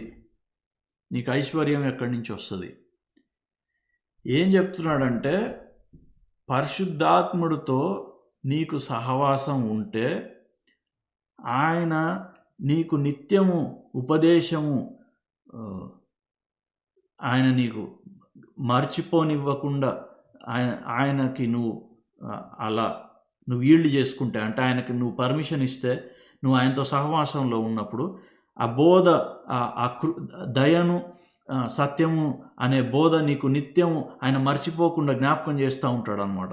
అప్పుడు నీలో ఉన్న మహిమ బయటికి వస్తూ ఉంటుంది. ఆ యొక్క శ్రేష్టమైన వెండి బయటకు వస్తూ ఉంటుంది. అది వస్తూ ఉండే కొద్దీ నువ్వేమవుతావంటే దైవ దృష్టికి నువ్వు మంచివాడుగా, దేవుడు నిన్ను చూసినప్పుడు అబ్బా ఎంత మంచివాడు అనుకుంటాడు అనమాట. మళ్ళీ చెప్తున్నా, ఇది ప్రవర్తనను బట్టి వచ్చేది కాదు, పరిశుద్ధాత్మనితో సహవాసాన్ని బట్టి వచ్చేది. సో అట్లా నువ్వు దైవ దృష్టికి మంచివాడివి అని నువ్వు ఆ పొజిషన్లోకి వచ్చినప్పుడు ఏం జరుగుతుందంటే, నీకు జ్ఞానం ఇస్తాడు, తెలివి ఇస్తాడు, ఆనందం ఇస్తాడు. సో ఇంకా ఏం జరుగుతుందంటే, దానివల్ల నీకు అయితే దైవ దృష్టికి ఇష్టుడగు వానికి ఇచ్చుటకై ప్రయాసపడి పోగు చేయు పనిని ఆయన పాపాత్ములకి నిర్ణయించెను. సో నీ కోసం నువ్వు కష్టపడి ప్రయాసపడి చేయనవసరం లేదు. నీకు జ్ఞానము, తెలివి, ఆనందం ఇస్తాడు. దానివల్ల నువ్వు మన కోసం పాపాత్ములు ప్రయాసపడి పోగు చేస్తున్నారన్నమాట. అర్థమవుతుంది కదా? దీన్ని ఏమంటారంటే బైబిల్లో వెల్త్ ట్రాన్స్ఫర్ అంటారు. ధనం మార్పిడి, ధనం మార్చుకోవడం. తెలుగులో నాకు కరెక్ట్గా రావట్లేదు కానీ వెల్త్ ట్రాన్స్ఫర్ అంటారు. ఇది ఏమవుతుందంటే ఎవడో కష్టపడుతుంటాడు, పాపాత్ములు, లోకంలో ఉన్న వాళ్ళు కష్టపడుతుంటారు. ఇప్పుడు నీకు ఐశ్వర్యం, నీ ఐశ్వర్యం ఎక్కడుంది? నీ ఐశ్వర్యం ఎక్కడుందంటే పరలోకంలో లేదు. నీ ఐశ్వర్యం దేవుని దగ్గర లేదు. నీ డబ్బు, దేవుడు ఏం డబ్బులు ప్రింట్ చేయట్లేదు, రూపాయలు, డాలర్లు ఆయన ప్రింట్ చేయట్లేదు. నీకు ఒక అవసరత ఉంది. ఇప్పుడు నేను ప్రాక్టికల్ ఆస్పెక్ట్లోకి వస్తున్నా. నీకు ఒక అవసరత ఉంది, ఆ అవసరత తీరాలి. ఇక్కడ ఏం చెప్తున్నాడంటే నీ డబ్బులు ఇక్కడే ఉన్నాయి, లోకంలో ఉన్నాయి. ఎక్కడున్నాయంటే పాపాత్ముల దగ్గర ఉన్నాయి నీ డబ్బులు. ఇక్కడ బైబిల్ ఏం చెప్తుందంటే ఈ యొక్క దేవుని దృష్టికి నువ్వు మంచివాడుగా ఉన్నప్పుడు, అంటే పరిశుద్ధాత్మని సహవాసం ద్వారా ఆయన బోధని నువ్వు మర్చిపోకుండా ఉన్నప్పుడు, అయితే అట్లా ఉన్నప్పుడు ఏం జరుగుతుందంటే నీకు మళ్ళీ సామెతలు 3వ అధ్యాయం 1వ వచనంలోకి వెళ్తే, నా ఉపదేశంను మరవకము, నా ఆజ్ఞలను హృదయపూర్వకముగా గైకొను. ఇక్కడ ఆజ్ఞలు అంటే ఈ ధర్మశాస్త్రం యొక్క ఆజ్ఞలు కాదు ఆయన చెప్పేది, పరిశుద్ధాత్ముని యొక్క ఆజ్ఞలు అన్నమాట. The law of the spirit. ఈ పరిశుద్ధాత్ముల ఆజ్ఞలు ఎలా ఉంటాయంటే, నేను ఒక 2 వీక్స్ బ్యాక్ అనుకుంటా నేను సండే మెసేజ్లో నేను షేర్ చేశాను. నా కారు విషయంలో ఒక అవసరత ఉంది. ఆయన నాకు ఏం చెప్పాడంటే పలానా దగ్గరికి వెళ్ళు, అక్కడికి వెళ్తే నీ పని అయిపోతుందని చెప్పాడు. అది అది అన్నమాట పరిశుద్ధాత్ముని యొక్క ఆజ్ఞలు అవి. ఏం జరుగుతుందంటే నువ్వు నిత్యము ఆయన ఉపదేశము జ్ఞాపకం చేసుకుంటా ఉంటే, అది నీ వల్ల నువ్వు జ్ఞాపకం చేసుకోవడం కాదు. నీకు ఇప్పుడు కొన్నిసార్లు మనం ఆ స్టేజ్లో ఉండకపోవచ్చు. నీ చుట్టూ అంతా ఒక పోరాటంలాగా ఉండొచ్చు, లేదంటే ఒక నెమ్మది లేకుండా ఉండొచ్చు నీ సిట్యువేషన్ అంతా. అలా ఉన్నప్పుడు నువ్వు ఏం చేయాలంటే ఇమ్మీడియట్గా ఇక్కడ ఇంకో వాక్యం ఏం చెప్తుంది 5వ వచనంలో, నీ స్వబుద్ధిని ఆధారం చేసుకొనుక నీ పూర్ణ హృదయంతో యెహోవా యందు నమ్మకం ఉంచుము. నీ స్వబుద్ధిని ఆధారం చేసుకోవద్దు. అంటే నువ్వు చూసే విషయాల్ని బట్టి నువ్వు రియాక్ట్ అవ్వద్దు. అప్పుడు ఏం చేయాలంటే ఇమ్మీడియట్గా నీకు పరిశుద్ధాత్ముడు అనే ఒక యాక్సెస్ నీకు ఇచ్చాడు. నువ్వు ఇమ్మీడియట్గా అందులోకి స్విచ్ అయిపోవాలన్నమాట. ఇమ్మీడియట్గా ఆయన ఆత్మలో ప్రార్థన చేయాలి. ఇమ్మీడియట్గా ఓ రామా షాకరందరా బరాత, థ్యాంక్ యూ జీసస్, స్తోత్రం నాయన, నువ్వు నన్ను ప్రేమిస్తున్నావు, స్తోత్రం అని మళ్ళీ ఓ రామా షోకరందరా బాసేకర్ అంటే ఆయన జ్ఞాపకం చేస్తుంటాడు, నా బిడ్డ టెన్షన్ పడకు, నెమ్మది, సమాధానం, ఆగు, నేను చూసుకుంటా, నువ్వు టెన్షన్ పడవు అని కామ్ చేస్తాడు. తర్వాత ఇంకేం చెప్తాడు, నువ్వు విన్న వాక్యాన్ని గుర్తు చేస్తూ ఉంటాడు. ఇంకా తర్వాత నువ్వు అట్లా కంటిన్యూ అవుతూ ఉంటే ఏం చేస్తాడంటే నీకు ఆజ్ఞలు ఇస్తాడనమాట. ఆజ్ఞలు అంటే మళ్ళీ చెప్తున్నా 10 ఆజ్ఞలు కాదు, ధర్మశాస్త్రం కాదు. నీకు ఆజ్ఞలు ఏంటంటే నువ్వు నీకు ఇక్కడ ఈ ఫలాని విషయంలో నీకు కొరత ఉంది కదా, నువ్వేం చేస్తావంటే ఇది తీసుకెళ్ళి అక్కడ అమ్ము, వాళ్ళు నీకు రేటు బాగా ఇస్తారు. లేకపోతే ఈరోజు ఫలానా పని చేయి, నీకు అక్కడికి వెళ్తే నీకు ఈ పని అవుతుంది. లేకపోతే ఫలానా వాళ్ళతో మాట్లాడు, నేను వాళ్ళతో మాట్లాడు. ఇప్పుడు మీరు పాత నిబంధనలో ప్రవక్తలు గ్రంథాలు మీరు చదవండి. మరి ముఖ్యంగా అంటే ప్రవక్తల గ్రంథాలు అంటే కాదు కానీ మొదటి రాజులు, 2 రాజులు, మొదటి దినవృత్తాంతాలు, 2 దినవృత్తాంతాలు, ఇందులో ప్రవక్తలు చేసిన పనులు మీరు అవి చదవండి. అక్కడ ఇప్పుడు ఏలియా ఉన్నాడు. ఏలియాకి దేవుడు ఏం చెప్తాడంటే, నువ్వు రాజుకి వెళ్ళి నా మాట చెప్పు అని చెప్తాడనమాట. ఇవన్నీ పరిశుద్ధాత్ముడి యొక్క ఆజ్ఞలు అనమాట ఇవి. సో అక్కడికి వెళ్తాడు, ఆ మాట చెప్తాడు. తర్వాత దేవుడు ఏం చెప్తాడంటే, నువ్వు ఆ కిద్రోను వాగే అనుకుంటా, అక్కడికి వెళ్ళు. ఆ వాగు దగ్గరికి వెళ్ళినప్పుడు నేను కాకులకి చెప్పా నీకు, అప్పుడు ఏంటి వాళ్ళకి కరువు ఉంటుంది, ఎక్కడ ఫుడ్ దొరకదు. అక్కడికి వెళ్ళి కాకులకి చెప్పా నీకు ఫుడ్ అవి తీసుకొస్తాయి. సో ఇలాంటి ఆజ్ఞలు నీకు పరిశుద్ధాత్ముడు ఇస్తాడనమాట. ఆయన అక్కడికి వెళ్ళినప్పుడు అక్కడ ముగించుకుందామండి 5 నిమిషాల్లో. అక్కడ ఆయనకి భోజనం దొరికింది. సో ఇప్పుడు ఆయనకు భోజనం లేదు. దేవుని మాట ఆత్మ ద్వారా ఆయనకి దేవుని మాట ఆజ్ఞ ఏమొచ్చిందంటే, నువ్వు పలాని దగ్గరికి వెళ్తే నీకు భోజనం ఉంటుందని చెప్పి దేవుడు చెప్పాడు. సో దాన్ని బట్టి ఆయన అక్కడికి వెళ్ళినప్పుడు అక్కడ భోజనం దొరికింది. తర్వాత ఆ వాగు ఎండిపోయే టైం వచ్చింది, నీళ్లు లేవు ఆ వాగులో. సో ఆయనకి తాగటానికి నీళ్లు అలా లేదు. సో ఆయన అక్కడ ఎంతకాలం అక్కడ ఉన్నాడో, పొద్దున సాయంత్రం కాకులు ఆయనకు ఫుడ్ తీసుకొని వస్తూనే ఉన్నాయి. సో ఆయన పోషింపబడ్డాడు. ఆ వాగు ఎండిపోయిన తర్వాత మళ్ళీ దేవుడు ఆ ఆత్మ ద్వారా, పరిశుద్ధాత్మ ద్వారా ఆయనకి ఆజ్ఞ ఏమొచ్చిందంటే, నువ్వు పలాని సారిపోతు గ్రామంలో ఒక విధవరాలతో నేను మాట్లాడా, అక్కడికి వెళ్ళినప్పుడు నీకు ఆమె భోజనం పెడుతుంది అని దేవుడు చెప్పాడు అన్నమాట. అక్కడికి వెళ్ళినప్పుడు ఆమె దగ్గర ఎక్కువ ఫుడ్ లేదు, కానీ ఎందుకు అంటే దేవుడు చెప్పిన మాటను బట్టి.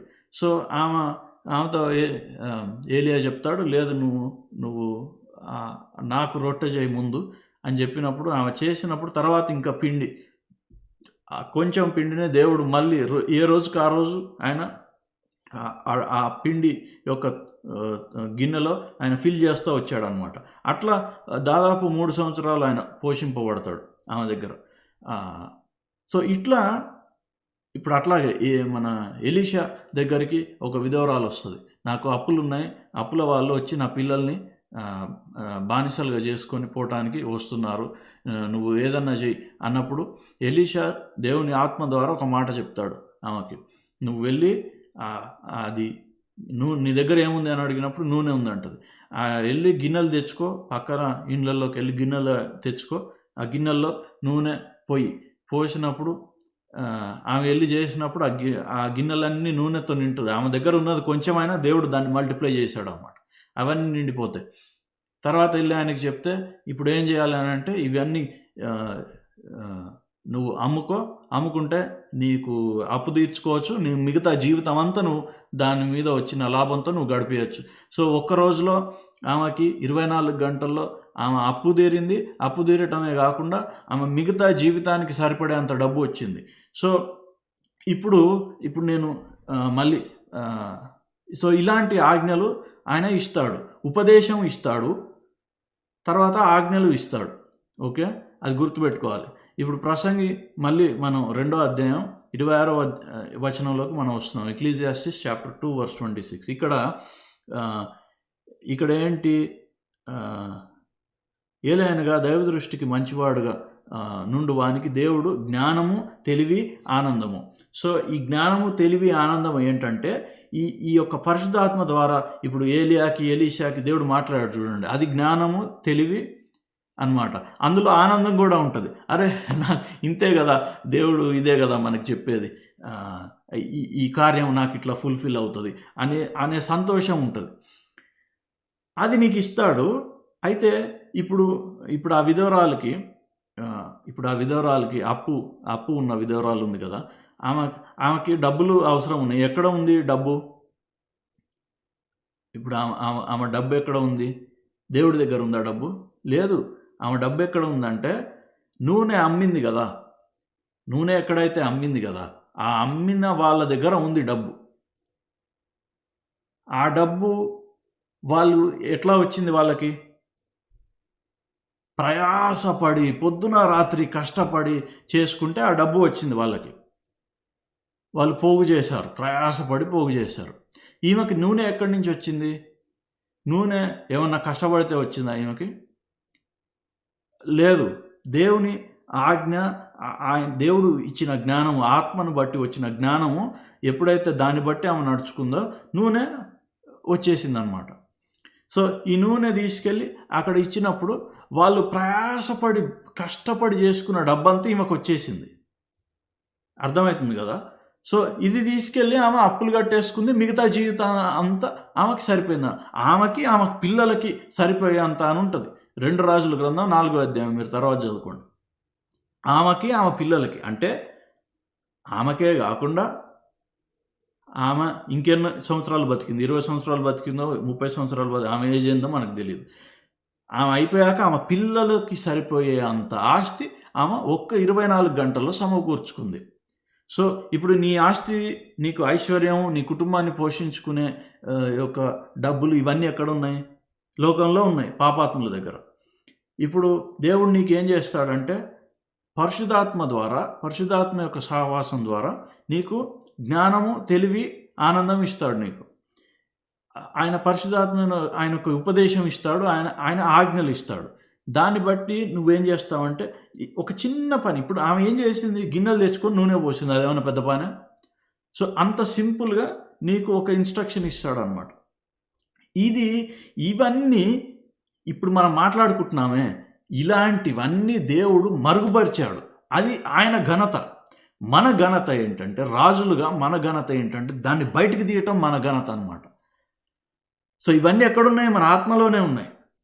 సో దాన్ని బయటికి తీయాలి. సో అప్పుడు ఆయన ఏం చెప్తాడంటే, ఓకే నీకు ఈ అవసరం ఉంది కదా,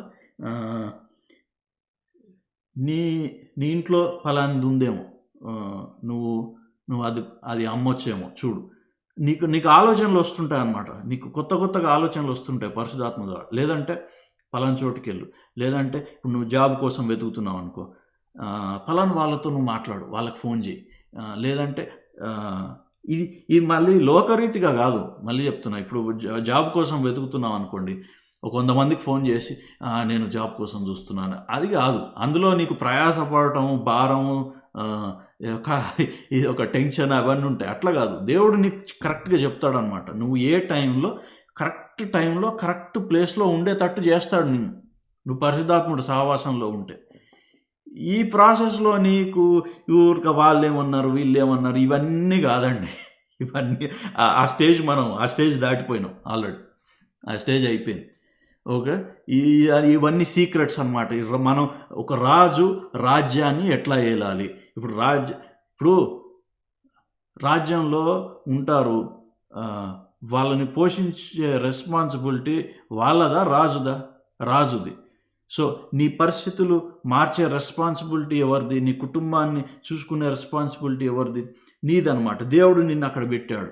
సో నువ్వేం చేయాలి? నువ్వు ఒక రాజులాగా నువ్వేం చేయాలంటే, ఓకే, పైనుంచి హెడ్ క్వార్టర్స్ నుంచి ఏంటి మెయిన్ గవర్నమెంట్, మెయిన్ నా ప్రభువు, నా రాజులకు రాజు అన్నాడు కదా, మనందరం రాజులం. అయితే ఆయన మనందరి మీద రాజు. ఆయన దగ్గర నుంచి ఏమి ఇన్స్ట్రక్షన్ ఇస్తున్నాడు ఆయన, అది నేను చేసినట్లయితే నా రాజ్యాన్ని సమృద్ధిలోకి తీసుకెళ్ళగలుగుతా, నా కుటుంబాన్ని సంతోషంలోకి తీసుకెళ్ళగలుగుతా, నా పరిస్థితిని మార్చుకోగలుగుతా.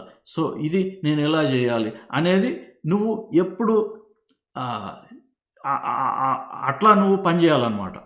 సో ఇప్పుడు నేను ఆమె ఏం చేసింది, 24 గంటల్లో ఆమె పరిస్థితి మారిపోయిందని చెప్పుకున్నాం కదా, ఆమె పిల్లలకి.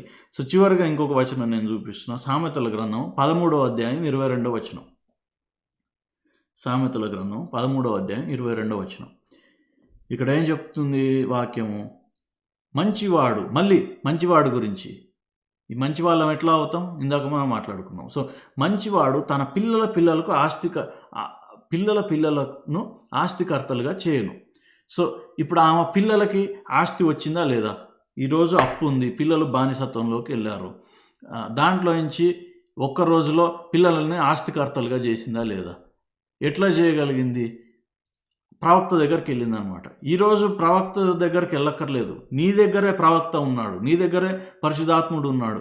నీకు ఆయన బోధిస్తాడు, ఆయన ఉపదేశం జ్ఞాపకం చేస్తాడు, ఆయన ఆజ్ఞలు నీకు ఇస్తాడు. అవి నువ్వు హృదయపూర్వకంగా నువ్వు అది ఎరిగినట్లయితే నువ్వు నీ పరిస్థితి నువ్వు మార్చుకోవచ్చు. సో అప్పుడు నువ్వు రాజ్యం వెళ్తాడో అట్లా రాజ్యం వెళ్ళొచ్చు అనమాట. ఏ పరిస్థితి వచ్చినా నువ్వు దాన్ని దాన్ని అధిగమించవచ్చు. సో ఇలాంటి జ్ఞానము, తెలివి, ఆనందము మనలో ఆయన పెట్టాడనమాట. సో ఇక్కడ కూడా చూడండి, మంచివాడు తన పిల్లలను ఆస్తికర్తలుగా చేయును, పాపాత్ముల ఆస్తి నీతిమంతులకు ఉంచబడనంట. ఎలా వస్తుంది మనకు ఆస్తి? ఇక్కడ రెండు మాటలు నేను చూపించా, 2 వాక్యాలు చూపించాను నేను. ప్రసంగి 2:26 మనం చూసాం. తర్వాత ఇక్కడ సామెతలు 13:22 మనం చూస్తున్నాం. ఎలా వస్తుంది ఆస్తి? పాపాత్ములు మన కోసం కూర్చుకుంటున్నారు, డబ్బు, ఆస్తులు కూర్చుకుంటున్నారు. అది ఎవరి కోసం ఉంచబడిందంట? మన కోసం. మనకి తెలియాల్సింది ఏంటంటే, మనకి దేన్ని పెట్టి దాన్ని మార్చుకోవచ్చు. మనకి ఈజీగా కొన్ని ఇస్తాడు దేవుడు. ఆ ఈజీవి తీసుకెళ్ళి వాళ్ళు కష్టపడి జీవితం అంతా చేసుకున్నంత మనం మార్చేసుకోవచ్చు అనమాట.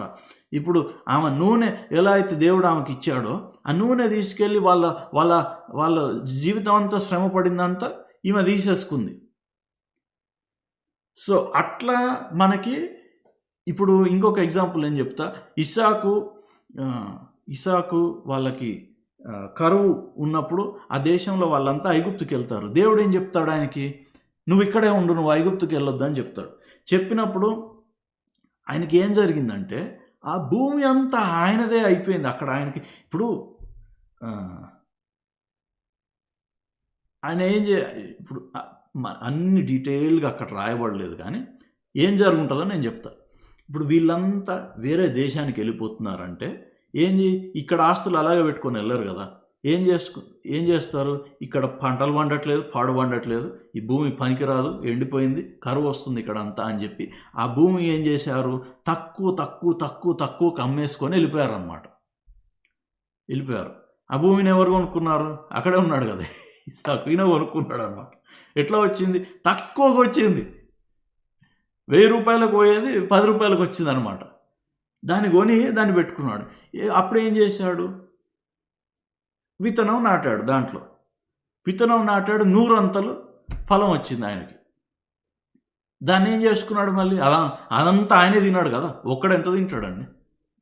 మళ్ళీ అమ్ముకున్నాడు. అందుకనే బైబిల్ అక్కడ ఏం చెప్తుందంటే, మీరు వెళ్ళి చదువుకోండి, ఇస్సాకు లైఫ్. దినము అభివృద్ధి పొందాడంట. రోజు విపరీతంగా ఆయన దగ్గరికి డబ్బు వస్తూ ఉందన్నమాట. ఇప్పుడు ఆ డబ్బు అంతా ఎక్కడుంది? లోకంలోనే ఉంది. దేవుడి దగ్గర నుంచి రాలేదు కదా ఆయనకి, లోకంలోనే ఉంది. దేవుడు ఆయనకి ఏం చేశాడంటే ఒక మాట చెప్పాడు, నువ్వు ఇక్కడుండు, నిన్ను ఆశీర్వదిస్తా అని ఒక మాట చెప్పాడు.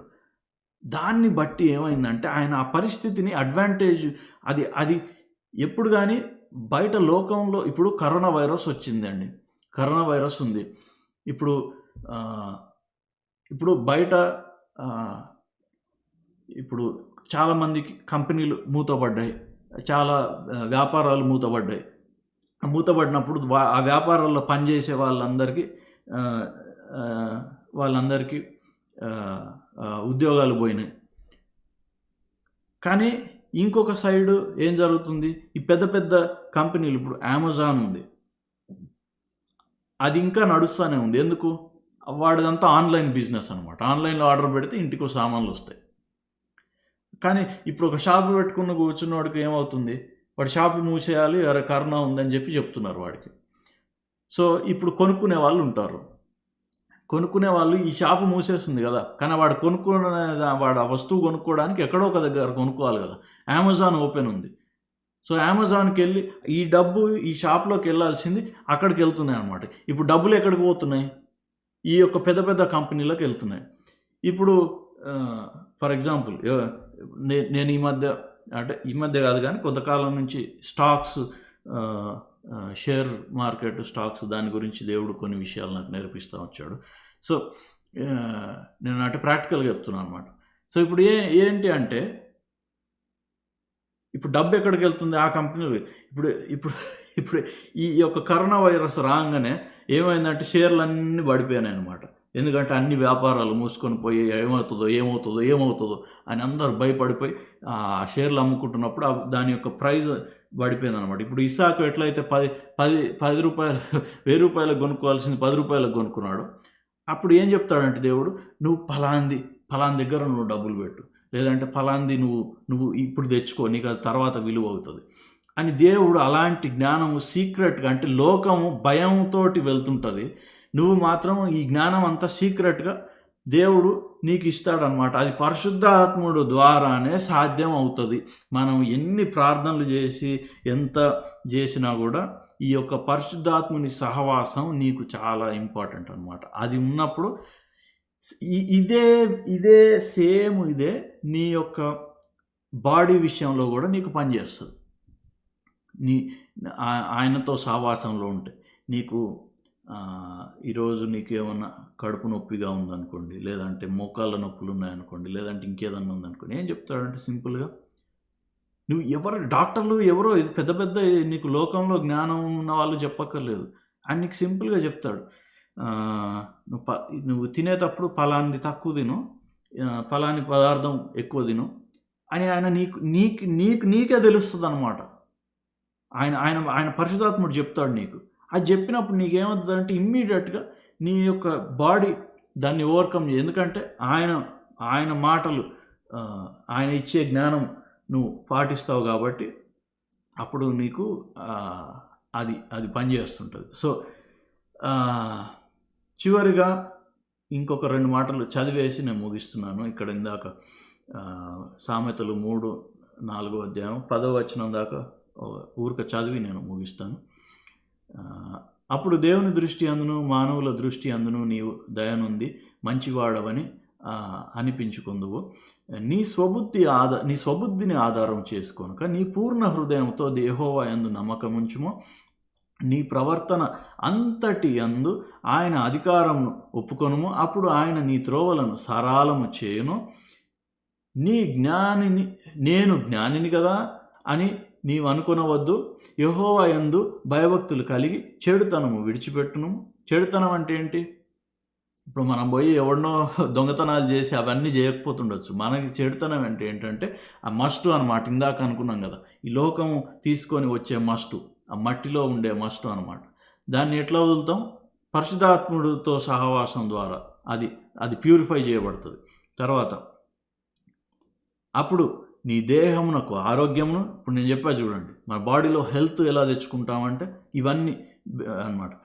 తర్వాత నీ ఎముకలకు సత్తువును కలుగును.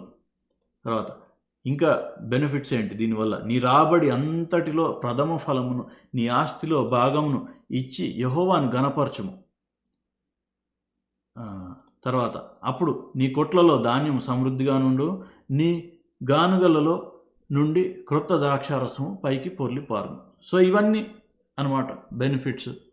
సో ఇవన్నీ మనం మరుగు చేయబడిన దాన్ని ఎట్లా బయటికి తీసుకొని వస్తాం, ఇది మన రాజుల యొక్క ఘనత ఎలా ఉంటుంది అని ఈరోజు మనం చూడడం జరిగింది.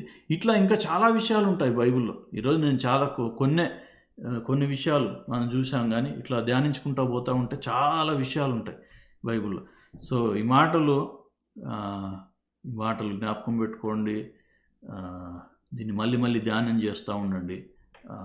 మనం ఆయన ఆశీర్వాదాలు, ఆయన మనకి దాచి ఉంచిన ఆ యొక్క సమృద్ధి అదంతా మనం చూడగలుగుతాం. సో దేవుడి వాక్యాన్ని దీవించును గాక. Praise the lord.